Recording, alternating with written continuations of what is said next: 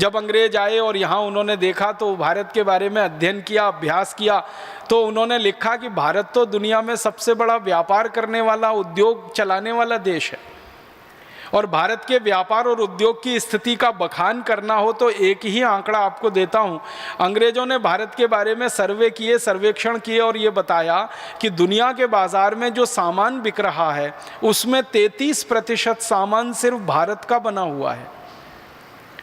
आज मैं आपको तुलना के लिए बात कह रहा हूं तो समझ में आ जाए, दुनिया के बाजार में इस समय 25% सामान चीन का बिकता है।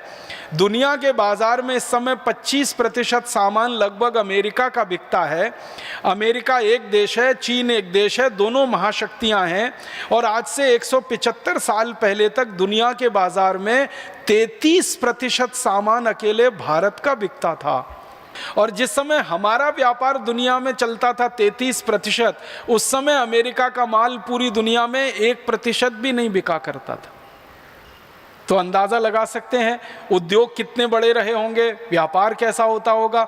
और जब उद्योग और व्यापार इतना बड़ा था कि 33% हम निर्यात करते हैं, तो निर्यात तो वही देश किया करता है जिसके पास उत्पादन अधिक होता है। इसको एक सरल भाषा में मैं समझाना चाहता हूँ।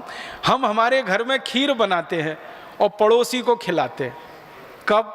जब अपना पेट भर चुका होता है तब।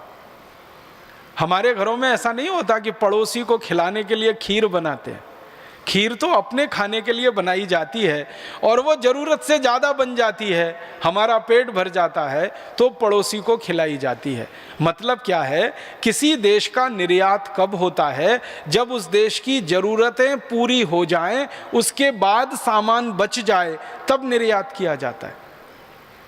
इसका मतलब बहुत साफ है कि आज से 175 साल पहले तक हमारी ज़रूरतों का सारा सामान हम बनाते थे, बनने के बाद वो बच जाता होगा तो उसको दूसरे देशों में हम निर्यात कराते थे, और निर्यात 33% होता था पूरे दुनिया के बाजार का। इसका माने हम उत्पादन करते होंगे, कुछ माल बनाते होंगे। तो उत्पादन के आंकड़े हैं भारत के अंग्रेजों के दस्तावेजों पर से आधारित कि भारत का उत्पादन पूरी दुनिया में 43% होता था, पूरी दुनिया में। और इस समय अमेरिका, चीन और जापान तीनों को मिला दें तो तीनों का कुल उत्पादन पूरी दुनिया में 45% है। माने 3 देशों के बराबर का उत्पादन भारत में आज से 175 साल पहले तक था। दुनिया के विश्व के उत्पादन में 43% हम करते थे। और आमदनी के स्तर के जो आंकड़े हैं भारत के, 27% आमदनी सारी दुनिया की भारत के कंट्रोल में होती थी। माने भारत 27% दुनिया के बाजार की आमदनी अपने पास लेता था। आमदनी भी हमको होती थी, निर्यात भी हम करते थे, उत्पादन भी होता था। और उत्पादन इतनी चीज़ों का होता था जो दुनिया के बाजार में धड़ल्ले से बिकती थी। एक दो चीज़ों के बारे में बताता हूँ। हम स्टील बेचते थे दुनिया के बाज़ारों में। स्टील के बारे में सारी दुनिया में आज ये गलतफहमी है कि स्टील जो है ना, मॉडर्न टेक्नोलॉजी और साइंस का उत्पाद है। माने आधुनिक विज्ञान ने पिछले 100 साल में स्टील बनाकर दिया है। लेकिन भारत के दस्तावेज बताते हैं कि भारत में तो 3000 साल से स्टील का उत्पादन होता रहा और सारी दुनिया में हम बेचते रहे वो स्टील। और हमारे स्टील से जहाज बनते रहे पानी के, और वो जहाज दुनिया की कंपनियां खरीदती रहीं और उससे व्यापार करती रहीं। स्टील हम बेचते थे, कपड़ा हम बेचते थे। कपड़े का इतना अद्भुत उत्पादन इस देश में रहा है क्योंकि दुनिया की सबसे अच्छी कपास हम पैदा करते रहे और वो कपास से कपड़े बनते रहे। ढाका का मलमल, सूरत का मलमल, खंडवा के आसपास के इलाके का मलमल, मध्य प्रदेश में मालवा एक क्षेत्र कहलाता है, इंदौर उज्जैन के आसपास का, वहाँ का मलमल दुनिया में प्रीमियम प्राइस पे बिकता था। माने हम जो कीमत बोल देते थे उस कीमत पे हमारा कपड़ा बिकता था। और आपको सुनकर हैरानी होगी कि भारत का कपड़ा दुनिया के बाजार में जब बिकने के लिए जाता था तो उस समय तौल कर कपड़ा बिकता था। आज कपड़ा मीटर से बिकता है, लंबाई से बिकता है। आज से लगभग 150 पौने 200 साल पहले तक कपड़ा तौल से बिकता था। 1 किलो कपड़ा, 2 किलो कपड़ा, 5 किलो कपड़ा। तो कहा जाता है दस्तावेजों में कि भारत का कपड़ा तराजू के एक पल्ले में रखा जाता था, उतने ही वजन के बराबर का सोना दूसरे पल्ले में रखा जाता था और सोने के वजन के बराबर हमारा कपड़ा बिकता था। हम कपड़ा बेचकर सोना लाते थे इस देश में और 3000 साल तक ऐसे ही बिकता रहा। 3000 साल हमने कपड़ा बेचकर सोना कमाया है। 3000 साल हमने लोहा बेचकर सोना कमाया। 3000 साल हमने जहाज बेचे पानी के सोना कमाया। 3000 साल हमने औषधियां बेची दुनिया के बाजार में और सोना कमाया। क्यों? क्योंकि कारण एक था, उस समय सोना जो था ना विनिमय की वस्तु थी। 36 तरह के उद्योगों के तो दस्तावेजी प्रमाण अब तक मिल चुके हैं। कुछ और प्रमाण अगर हम ढूंढेंगे तो सैकड़ों किस्म के और उद्योगों के प्रमाण मिल जाएंगे आने वाले समय में। तो ये सारे उद्योग चलाकर दुनिया भर में व्यापार करके हम सोना चांदी हीरे जवाहरात लाए। 3000 साल हमने ये व्यापार किया, उसमें इतना सोना चांदी हीरा जवाहरात इस देश में आ गया कि हमने सोने के मंदिर बना लिए, मंदिरों में हीरे जड़वा दिए, मंदिरों की दीवारों में हीरे जड़वा दिए। आपने सुना है सोमनाथ का एक मंदिर सोने का मंदिर था जिसको लूटने में महमूद गजनवी को 17 साल लगे थे। अब एक ही मंदिर को लूटने में किसी को 17 साल लगे तो कल्पना कर सकते हैं ना कितनी संपत्ति होगी उस मंदिर में। महमूद गजनवी के समय में लिखी गई एक पुस्तक है, वो पुस्तक ये बताती है कि मंदिर की दीवारों में जड़े हुए हीरों को निकालने का काम 17 साल तक वो करते रहे और तब भी जाके पूरे हीरे नहीं निकाल पाए वो मंदिर की दीवारों से। तो जिस देश के मंदिरों की दीवारों में हीरे जड़े जाएं, जिस देश के मंदिरों की मूर्तियां सोने की बनाई जाएं, जिस देश के मंदिरों के मंडपम सोने के हों, छत्रपम सोने के हों, जिस देश के मंदिरों के किवाड़ सोने के हों, खिड़कियां सोने की हों, अंदाजा लगा सकते हैं उस देश के घर कैसे रहे होंगे। अंग्रेजों के जो इतिहासकार रहे हैं वो बताते हैं कि भारत में जब वो घूमने के लिए आते थे तो किसी घर में खाना खाने के लिए जाते थे तो वो कहते हैं कि घरों में जाते थे तो सोने के सिक्कों का ढेर लगा मिलता था। ये जो अंग्रेजों का एक बड़ा अधिकारी रहा ना टीवी मैकॉले, जिसने भारत की शिक्षा पद्धति बदली, कानून पद्धति बदली, न्याय पद्धति बदली, वो खुद कहता है कि वो जब भी भारत के किसी व्यक्ति के घर में गया सोने के सिक्कों का उसने ढेर देखा और जब उसने पूछा कि ये सोने के सिक्के कितने हैं तो जो भारतीय व्यक्ति उसने कहा गिने नहीं है क्योंकि हमारे पास फुर्सत नहीं है गिनने की, हम तो तौल कर रखते हैं सोने के सिक्के। इसलिए सारी दुनिया की नज़रें भारत पर टिकी रहीं और इसलिए भारत के बारे में अंग्रेजों ने एक उपमा दी कि ये सोने की चिड़िया है, ये सोने की चिड़िया है। तो ये सोने की चिड़िया मतलब सोने से भरपूर, चांदी हीरे जवाहरात मोती माणिक से भरपूर देश रहा। ऐसा देश था। अगर ऐसा देश था तो संपूर्ण स्वदेशी और स्वावलंबी ही रहा होगा, उसके अलावा ये देश बन नहीं सकता ऐसा।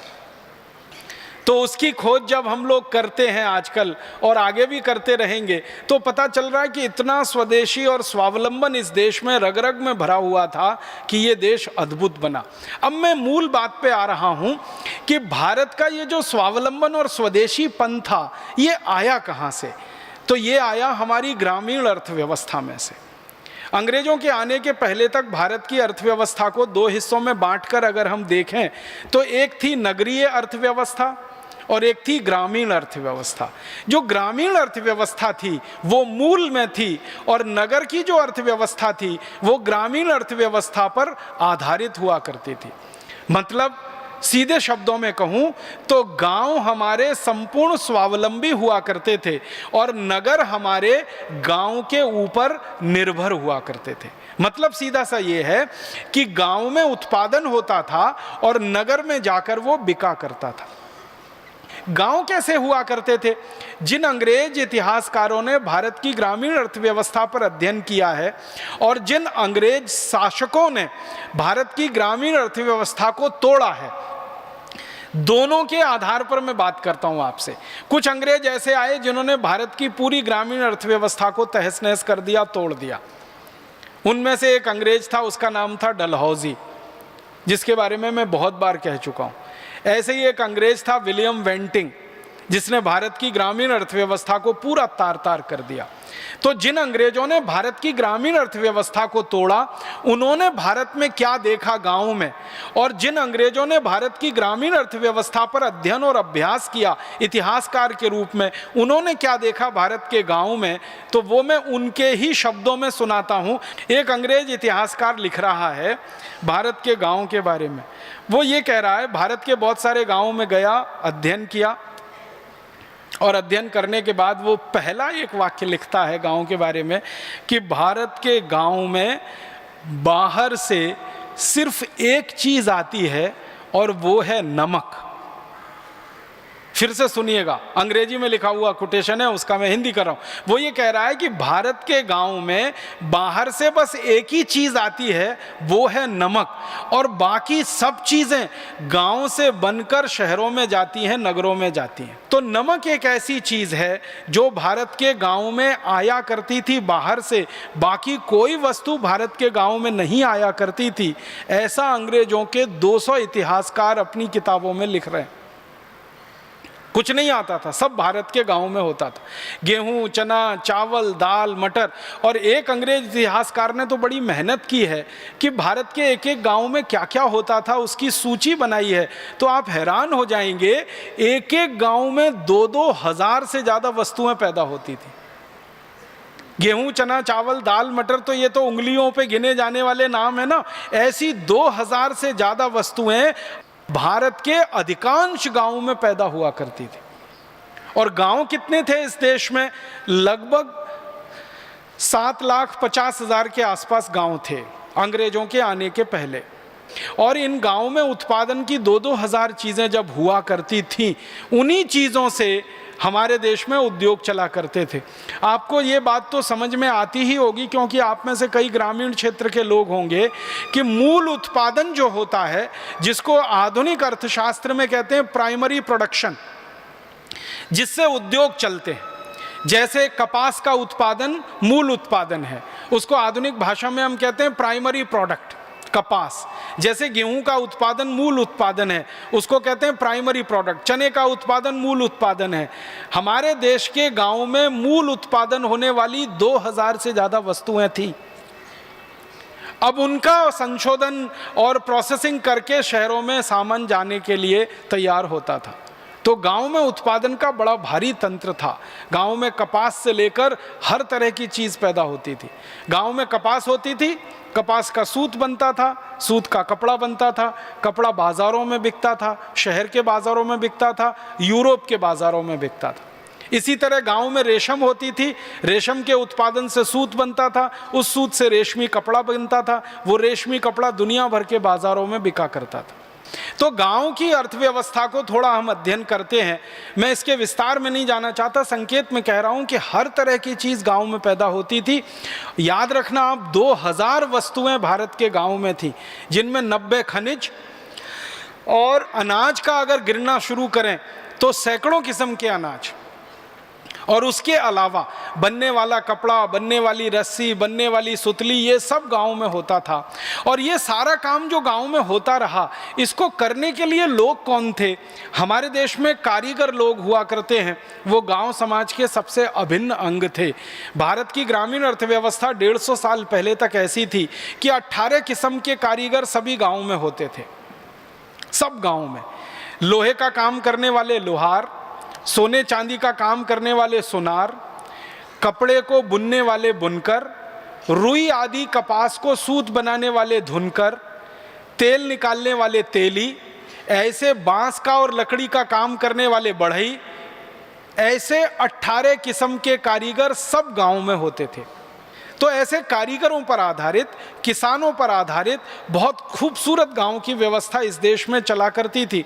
और एक बात बताऊं कि भारत में अंग्रेजों ने बहुत अध्ययन किया है गांव की न्याय व्यवस्था पर और गांव की चिकित्सा व्यवस्था पर। तो पता चलता है कि भारत की सारी न्याय व्यवस्था ग्राम पंचायत आधारित हुआ करती थी। गांव पंचायतें लगा करती थी और उनमें बड़े से बड़े फैसले हुआ करते थे।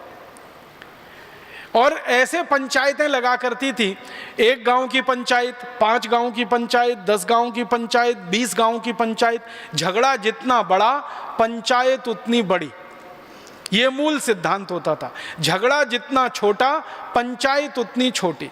और गांव में ये जो सरपंच और पंचों की व्यवस्था होती थी, ये पूरी न्याय व्यवस्था का ही हिस्सा होती थी और उसमें सारे झगड़े, सारे फैसले हुआ करते थे। और महत्व की बात ये होती थी कि उन झगड़ों और फैसलों में वादी भी संतुष्ट होता था, प्रतिवादी भी संतुष्ट होता था, क्योंकि न्याय करने वाला व्यक्ति निष्पक्ष होता था और वो धर्म की कसम खा के न्याय किया करता था।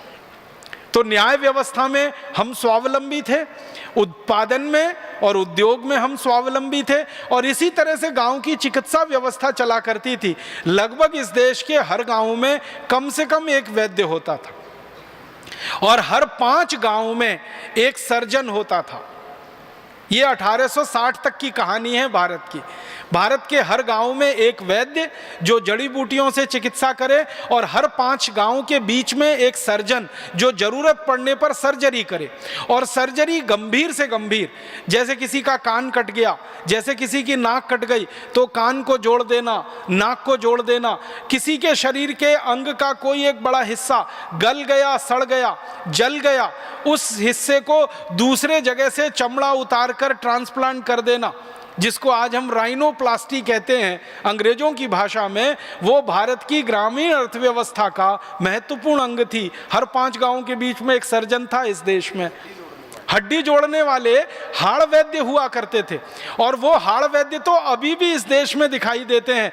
ऐसे बेहतरीन हाड़ वैद्य मैंने देखे हैं मेरी आंखों से कि गंभीर से गंभीर टूटी हुई हड्डी को दोनों हाथ से पकड़कर एक बार जोड़ देंगे और उसके ऊपर कोई लेप लगाकर पट्टी बांध देंगे और 20-25 दिन से लेकर 3 महीने में वो पूरी हड्डी जुड़ जाएगी। शायद ही कोई ऐसा व्यक्ति होता था जिसको गांव से बाहर चिकित्सा के लिए जाना पड़ता था। और बच्चों का जन्म कराना हो तो इसके लिए तो भारत में ऐसी अद्भुत व्यवस्था रही है कि हर घर की मां गायनोकोलॉजिस्ट से कम नहीं रही इस देश में। मैंने ऐसी माताओं को देखा है इस देश में, दक्षिण में, उत्तर में, पूरब में, पश्चिम में, कि बच्चे का जन्म इतनी आसानी से करा देती हैं कि कोई अच्छा से अच्छा गायनोकोलॉजिस्ट नहीं करा सकता उस काम। स्त्री रोग विशेषज्ञ जो होते हैं ना, उनको भी तकलीफ आ जाती है। ऐसी माताओं को मैंने देखा अपनी आंखों से बच्चों का प्रसव कराते हुए। और सब घर में लगभग ऐसी माताएं हुआ करती थी। एक घर में न मिले तो पड़ोसी के घर में तो आराम से मिला करती थी।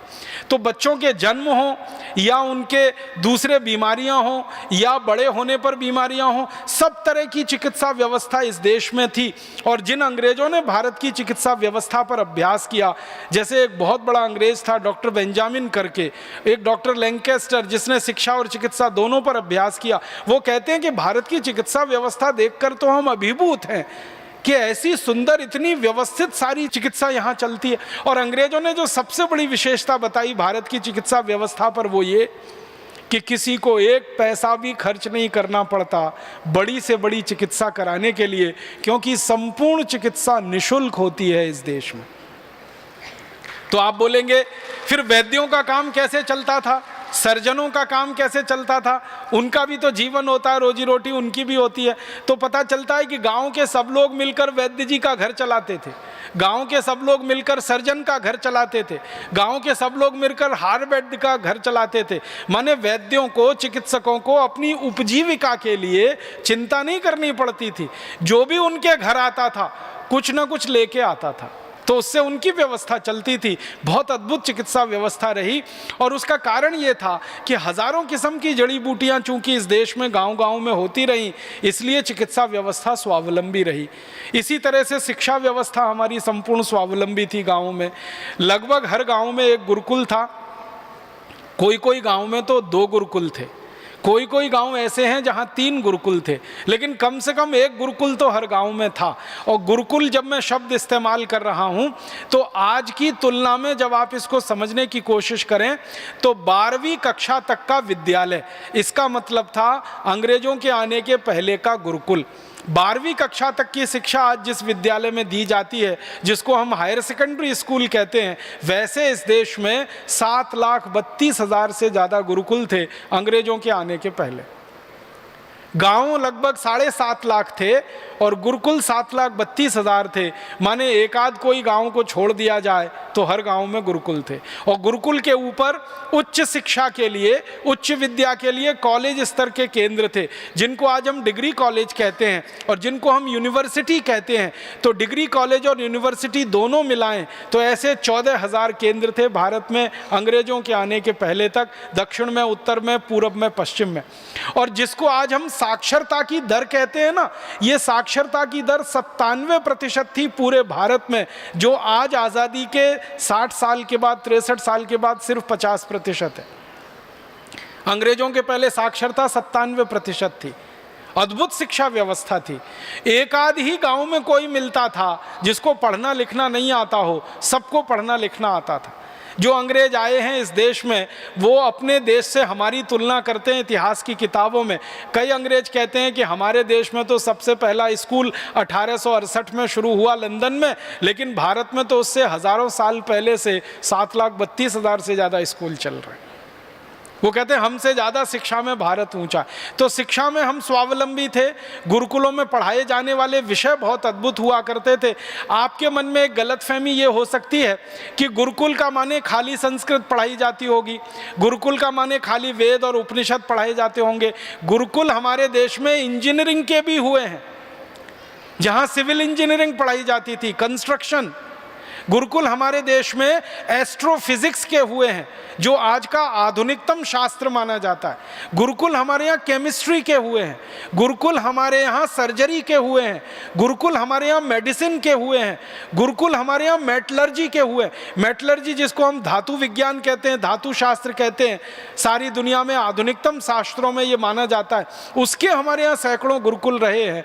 तो 18 से ज़्यादा विषय पढ़ाए जाने वाले गुरुकुल थे और हर गुरुकुल में संस्कृत, वेद और उपनिषद ये अनिवार्य था। इसलिए वेद सबको मालूम था, उपनिषद सबको आते थे और वेद के अलावा जो दूसरे शास्त्र हैं उनका भी ज्ञान सबको होता था। उसके साथ में एस्ट्रोफिजिक्स आती थी, एस्ट्रोनॉमी आती थी, मेटलर्जी आती थी। ये सब आधुनिकतम विद्याएं हमारे गुरुकुलों में पढ़ाई जाती रही।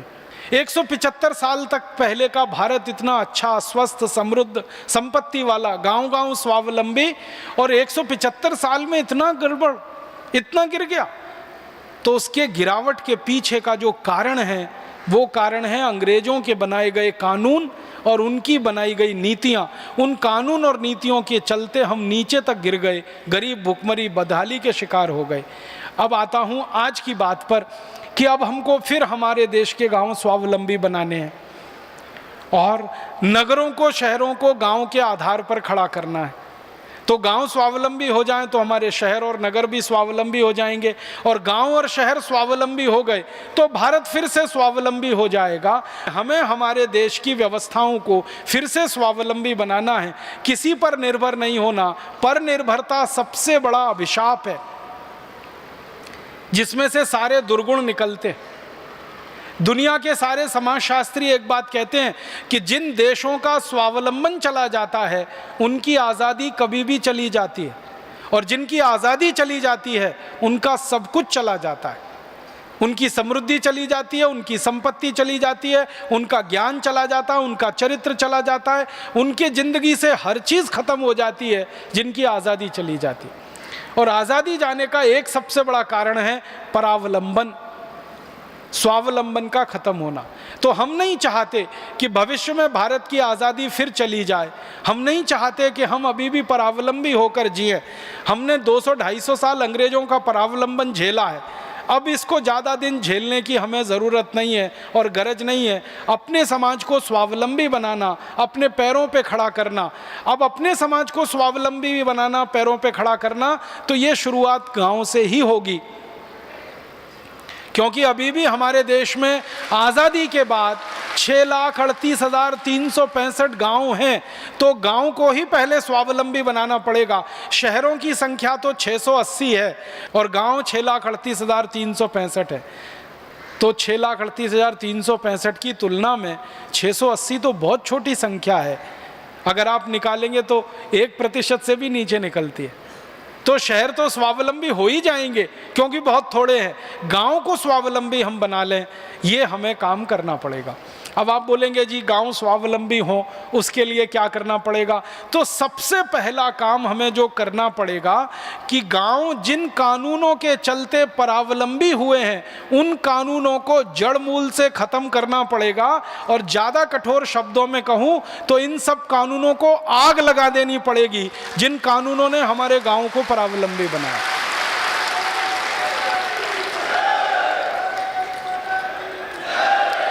आप अगर मुझसे पूछेंगे कि गांव के परावलंबन को खत्म करने के लिए, स्वावलंबन बढ़ाने के लिए सबसे पहले कौन सा कानून खत्म होना चाहिए, तो मैं कहूंगा लैंड एक्विजिशन एक्ट सबसे पहले खत्म होना चाहिए। दूसरा कानून जो खत्म होना चाहिए वो इंडियन एडमिनिस्ट्रेटिव एक्ट। तीसरा कानून खत्म होना चाहिए गांव के स्वावलंबन के लिए इंडियन पुलिस एक्ट जो अंग्रेजों के समय के, आईपीसी, सीआरपीसी, सीपीसी। और मैं बहुत दुख के साथ कहता हूं कि अंग्रेजों के समय के ऐसे 34,735 कानून हैं जिन्होंने हमारे गांव को जकड़ रखा है, पकड़ रखा है, छोड़ते नहीं है वो गांव को स्वावलंबी होने के लिए। तो ये सब कानून हमें खत्म करने पड़ेंगे। यही भावना के साथ परमपिता परमात्मा से प्रार्थना करता हूं कि सारा देश इकट्ठा होकर देश के स्वावलंबन को बढ़ाए, स्वदेशी के मार्ग पर चलकर, और हम इस काम में सफलता पाएं। ऐसी ईश्वर से कामना के साथ आभार। बहुत धन्यवाद।